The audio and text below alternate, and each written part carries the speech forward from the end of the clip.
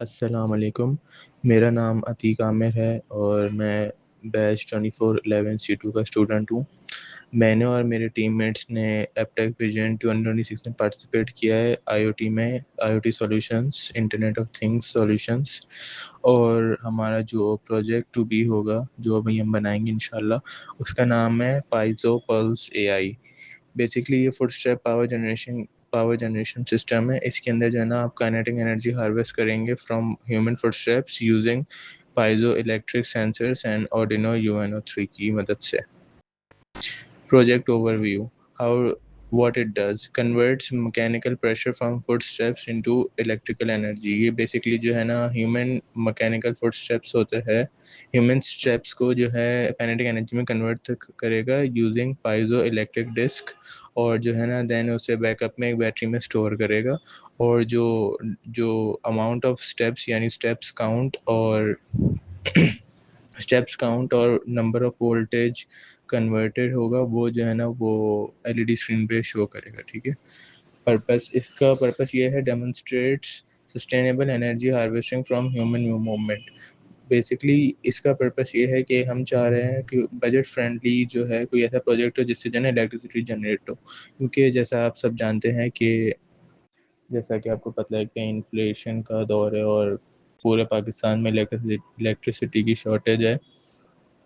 और जो है ना, मेजॉरिटी ऑफ द एरियाज़ इन कराची में लोड शेडिंग का प्रॉब्लम है। तो हम कुछ ऐसा इन्वेंट करना चाह रहे थे, कोई ऐसी डिवाइस बनाना चाहते थे जो है ना इलेक्ट्रिसिटी कन्वर्ट करे, लेकिन जो है ना उसके लिए जो है ना मिनिमम रिसोर्सेस यूज़ हो। और जो है ना मिनिमम लेबर यूज़ हो, ताकि उससे लेबर का खर्चा भी बचे, और जो है ना लेस रिसोर्सेज हो ताकि जो है ना रिसोर्सेज का भी खर्चा बचे, लेकिन जो है ना मैक्सिमम आउटपुट हो। तो उसके लिए जो है ना हमने बजट फ्रेंडली आइडिया सोचा है कि ये हम बनाएंगे क्या कहते हैं, पाइजो इलेक्ट्रिक टाइल्स।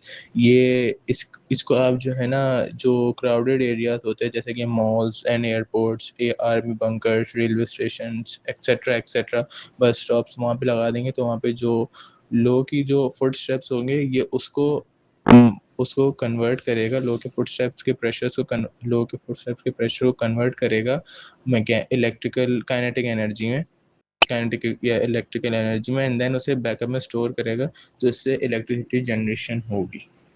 इसके अंदर जो कंपोनेंट्स यूज़ होंगे वो होंगे ऑर्डिनो यूएनओ, पाइजो डिस्क 35 mm वाली, और L2C एलईडी यूज़ होगी, जिसके ऊपर जो है ना फुटस्टेप्स काउंट और number of voltage converted show होगा। देन जो है ना इसके अंदर सेल्स यूज़ होंगे बैटरी स्टोर करने के लिए।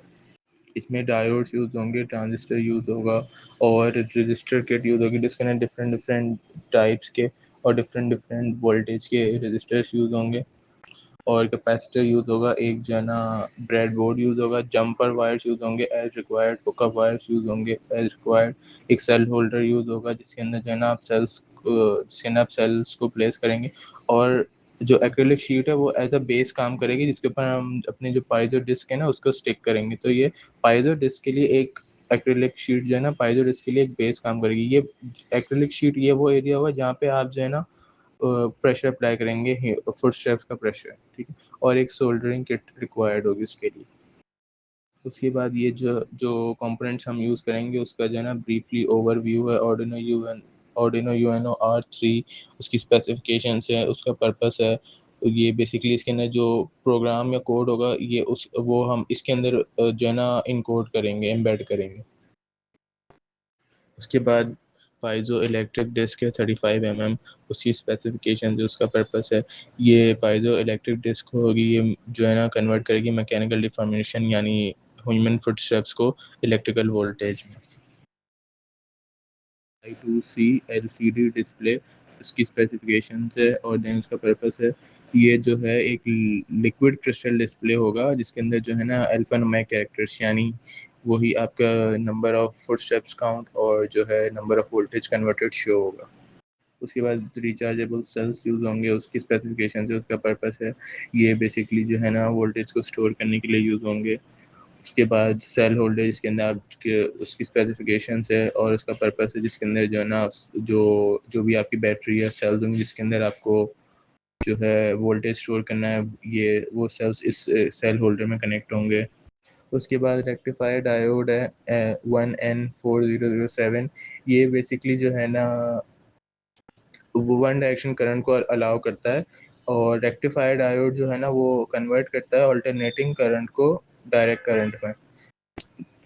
उसके बाद है transistor, NPM transistor to be exact. ये बेसिकली एम्पलीफिकेशन और स्विचिंग का काम करता है। It works just like a switch, but it's more of a controlled switch. उसके बाद जो है ना रजिस्टर किट है, उसके अंदर डिफरेंट डिफरेंट तरह के रजिस्टर्स होंगे। कहीं through out the project use होंगे, कहीं जो है 22R यूज़ होगा, कहीं 1K यूज़ होगा, कहीं 2K2 यूज़ होगा। तो उसकी अलग अलग रिक्वायरमेंट है, अलग अलग जगह अलग अलग रजिस्टर्स यूज़ होंगे। उसके बाद है हमारा कैपेसिटर। ये बेसिकली जो है क्या कहते हैं, जब आप ऑल्टरनेटिंग करंट एसी को डीसी में कन्वर्ट कर देंगे, लेकिन उसके अंदर जो है ना जब ड्यूरिंग कन्वर्जन उसके अंदर रिपल्स होते हैं, तो बेसिकली ये जो कैपेसिटर होता है ये उन रिपल्स को जो है रिमूव करता है, एंड देन जो है ना करंट को स्मूथली पास करता है। उसके बाद ब्रेड बोर्ड है। ये बेसिकली कनेक्टिविटी के लिए यूज़ है, टेम्परेरी कनेक्टिविटी के लिए यूज़ होता है, नॉट परमानेंटली। टेम्परेरी कनेक्ट, जहाँ जहाँ टेम्परेरी कनेक्शन रिक्वायर्ड होंगे वो इस ब्रेड बोर्ड के थ्रू होंगे। उसके बाद जंपर वायर्स है। जंपर वायर्स की स्पेसिफिकेशन है, एंड देन उसका पर्पस है। ये जो है ना, जो प्रीवियसली मैंने बताया था कि ब्रेड बोर्ड है, ये ब्रेड बोर्ड और जो है ना माइक्रो कंट्रोलर की कनेक्टिविटी के लिए यूज़ होंगे। उसके बाद हुकअप वायर्स है।